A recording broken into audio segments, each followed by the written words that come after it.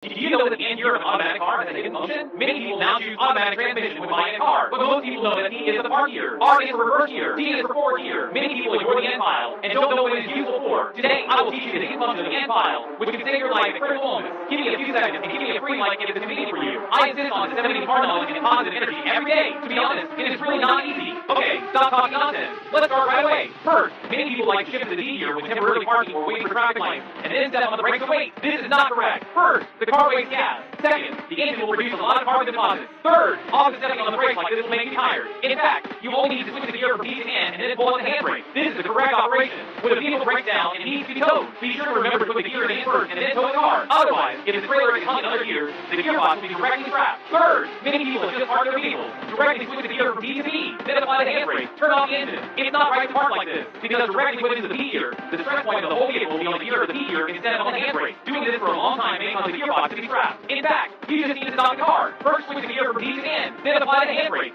Then shift the gear from N to B directly. This is the correct way to park an automatic car. Have you learned it? Follow me to learn more car knowledge.